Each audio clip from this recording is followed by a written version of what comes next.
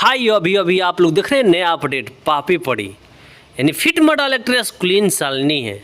आप लोग देख रहे हैं म्यूजिक मोहल्ला यानी चैनल से रिलीज होगा। इस गाने को लिखे हैं भाई यानी Ashutosh Tiwari, music Priyanshu Singh.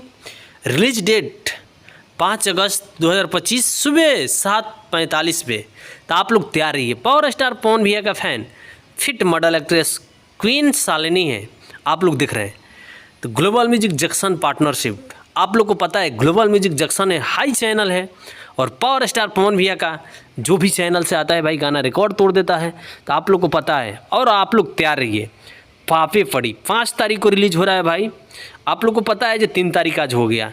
Power star पवन भैया का फैन जहाँ से भी जुड़े हैं भाई हमारे चैनल पे चैनल सब्सक्राइब कर लेना और वीडियो को लाइक कर देना, क्योंकि जो भी नया अपडेट होता है पावर स्टार पवन सिंह का सबसे पहले लेकर आता हूँ और बताता हूँ आप लोग को।